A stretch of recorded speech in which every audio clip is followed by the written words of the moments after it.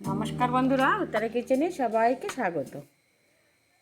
আশা করি সবাই ভালো আছেন। নতুন বন্ধু পুরনো বন্ধু সবার প্রতি রইল আমার অনেক অনেক ভালোবাসা। আজকে আমি শেয়ার করব কুমড়ি শাক। দেখো, আজকে এই যে মাঠ থেকে নিয়ে এসেছি, আমাদের মাঠ থেকে এই কুমড়ি শাক তুলে নিয়ে এসেছি।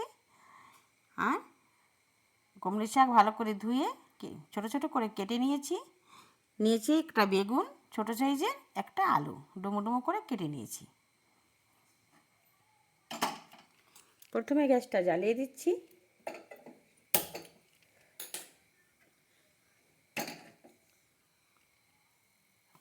কড়াইটা গরম হয়ে গেছে। এখন দেখো আজকে আমি কিভাবে রান্না করি। তো নিয়েছি এখানে হাফ বাটিতে একটু কম নিয়েছি, একটু গোবিন্দভোগ চাল নিয়েছি। এটা একটু শুকনো খোলায় ভেজে নেব।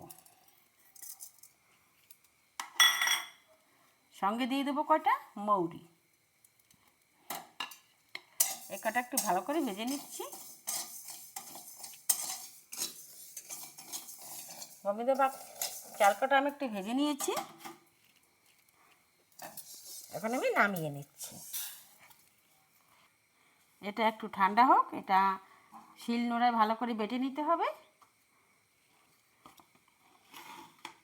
কড়াইতে তেল দিয়ে দিলাম। আজকে এই কুমড়ি শাক রান্না সরষের তেলেই করব।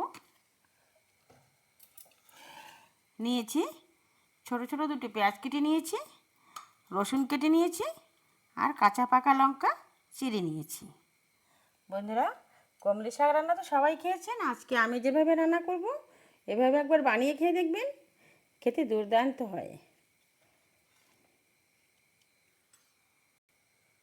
দিয়ে দিচ্ছি পেঁয়াজ কুচি, রসুন কুচি, লঙ্কা কুচি। এগুলো একটু ভালো করে ভেজে নেব। যারা ভিডিওটা দেখা শুরু করছেন, প্লিজ বন্ধুরা একটা লাইক দিয়ে ফুল আঁচ করে দেখে নেবেন। সুন্দর একটা মিষ্টি কমেন্ট করে সাবস্ক্রাইব করে পাশে থাকার অনুরোধ রইল। পেঁয়াজটা হালকা একটু ভাজা হয়েছে, দিয়ে দেবো আলু।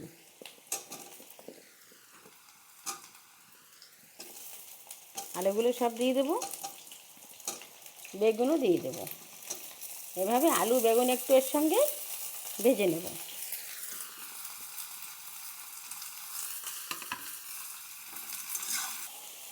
দিয়ে দিচ্ছি একটু হলুদ গুঁড়ি। প্লিজ বন্ধুরা কেউ স্কিপ করে দেখবে না।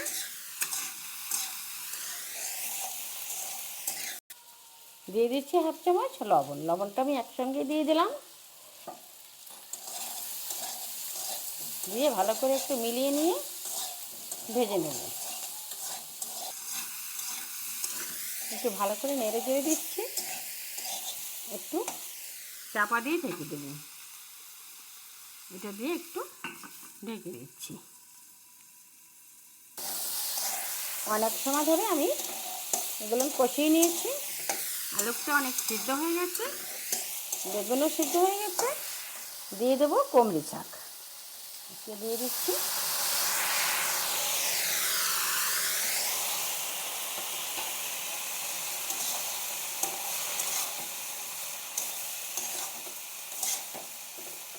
একটু ঢেকে দেবো। চাপাটা তুলে নিচ্ছি। এই দেখুন অনেকটা জল বেরিয়েছে। আর এই যে মৌরি আর গোবিন্দভোগ চালটা একটু ভেজে বেটে নিয়েছি, সেগুলো এখন দিয়ে দেবো। একটু আধা বাটা, একটু দানা দানা আছে। এগুলো এভাবে রান্না করলে খেতে দারুণ হয়। তো দিয়ে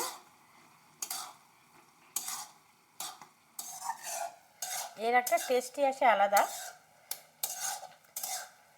এইভাবে না রান্না করে না খেলে বুঝবেন না যে কেমন হয়। তো আর একটু ঢেকে দেবো।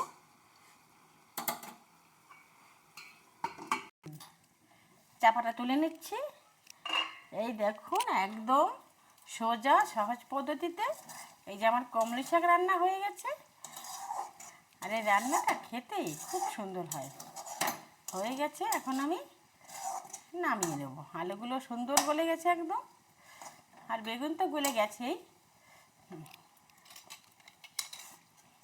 এই কমলি শাক রান্না যদি ভালো হয় প্লিজ বন্ধুরা লাইক করবেন, শেয়ার করবেন, সাবস্ক্রাইব করে পাশে থাকবেন। একটু আমি ঘি দিয়ে দিচ্ছি, 1 চামচ ঘি দিয়ে দিলাম। ঘিটা দিলে ঘির কমলি শাকের টেস্টটা দ্বিগুণ বাড়িয়ে দেয়। এখন আমি নামিয়ে নিচ্ছি। এই যে আমি এখন নামিয়ে নিচ্ছি, গরম গরম পরিবেশন করে নেব। রুটি ভাত যে যা দিয়ে খাবে না কেন একদম জমে যাবে এই কমলি শাক দিয়ে।